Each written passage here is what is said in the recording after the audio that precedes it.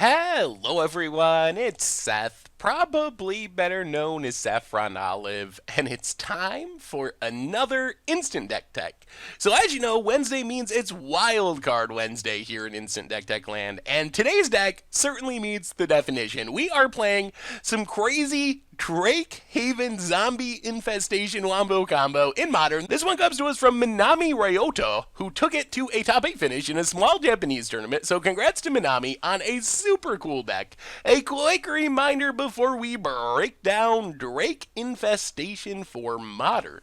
If you enjoy this deck and you want to see it made into videos, take a minute, click the like button, the subscribe button, leave a comment, anything you can do to support your deck, because whichever deck is most popular gets a shot at being made into videos next week. So Drake Infestation built around the Wombo combo of Zombie Infestation and Drake Haven. So the basic idea here is we get down both enchantments, we discard 2 cards to Zombie Infestation to make a 2/2 zombie, and then we use our mana to pay 1 because we discarded a card, so we also get a 2/2 flying Drake token from Drake Haven. So basically, for 1 mana and 2 cards being discarded, we get 4 power and toughness on the battlefield, 2 of it coming in the form of flying. So the idea is we just repeatedly make a ton of 2/2s, some with flying, some on the ground, and use that value to just overwhelm our opponent with a horde full of 2/2 tokens.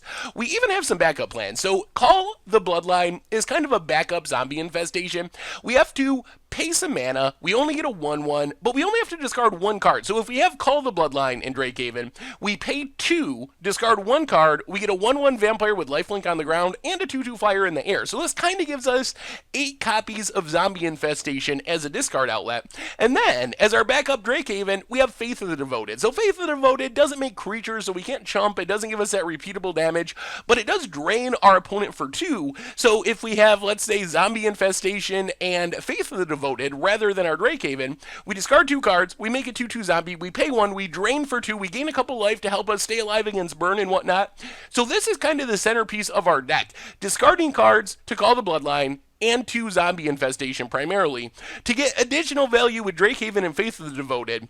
The big combo piece for all this is Squee Goblin Nabob. So Squee, we can't even cast it in this deck. We have 0 red mana, but the idea is, as we are drawing through our deck, discarding cards, eventually we're going to get 2 Squees in the graveyard, and then we can repeatedly do our Zombie Infestation combo with Drake Haven for free every single turn. So we just discard our 2 Squees to make a zombie with Zombie Infestation, pay our mana to make our Drake with Drake Haven, our Squeeze go to the graveyard, but at the beginning of our upkeep, they come back to our hand. So we get to do it again the next turn, do it again the next turn. In theory, we could get all 4 Squeeze going, and then we're making 2 2/2 zombies, making 2 2/2 Drakes for just 2 mana, and discarding cards that are coming back to our hand anyway for free every turn again and again and again and again. So in the late game, we have this really unbeatable inevitability of 2/2 tokens with the help of Squee.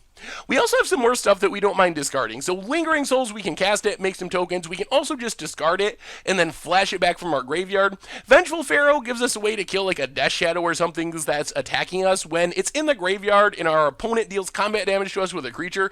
We destroy that creature, put Vengeful Pharaoh on top of our deck, and then we can just discard it again the next turn to Call the Bloodline to our Zombie Infestation. As far as more discard outlets, Magus of the Bazaar, super fragile, but it does a ton of drawing and discarding. So imagine we get this down, we have our setup with our Drake Haven, we activate our Magus, we draw 2, we discard 3, we spend all of our mana, we make 3 2/2 Drakes in the air, we're triggering our Faith of the Devoted if we have it. So it's a great way to stock our graveyard to find our Squeeze, which is the big purpose of Magus of the Bazaar, because we really want to find those 2 Squeeze to have that inevitability of having those cards to discard every turn. And then Chart a Course, it just gives us a way we can draw 2, discard 1, keep digging through our deck to find our Squeeze, to set up the combo, to find our other combo pieces. Ruthless Sniper gives us a bit of removal. As we're discarding cards, we can instead dump our mana into killing things. So if our opponent has a bunch of Lingering Souls, instead of activating Drake Haven when we discard our cards, we can shoot down their creatures. It's a -1/-1 counter, so it shrinks bigger creatures, Tassigers and Grimag Anglers and Death Shadows. Even though it takes a lot of discarding to get there, making them smaller does help us stay alive. Then we have some Thought Seizes, just to pick apart our opponent's hand on turn 1, protect ourselves. Fatal Push and Path to Exile for some faster removal than Ruthless Sniper. Mana base wise, Field of Ruin, Ghost Quarter to attack Tron lands, a bunch of fetch lands, a bunch of shock lands, and some basic lands. and a couple of additional duels. As far as the sideboard is concerned, we get a bunch more removal. Big Game Hunter, we can discard it, blow up big things like Death Shadows and Tassigers. Drown in Sorrows forgo wide decks. Condemned, specifically good against Death Shadow because it forces our opponent to gain life. So if we can use Condemn on like a Tarmogoyf for a Gurmag Angler, it's probably going to kill the Death Shadows as well. So it's like a 2-for-1. Dark Blast for repeatable removal for small creatures, dredging our squeeze into the graveyard. Surgical and Relic for graveyard hate. Another Ghost Quarter in case we run into Tron. And then Duress and Pithing Needle just kind of catch all answers to whatever could be troubling us. And that is Drake Infestation for Modern. And that's our instant deck tech for today. So thank you very much for watching. I hope you enjoyed the video, and I will talk to you soon. Thanks for watching the video. If you enjoyed it, help us out by clicking that like button down below. And to keep up on all the latest and greatest, click that subscribe button. And don't forget to hit that bell icon to get alerts whenever we have new videos. And if you want to, check out some of our other sweet videos here and here.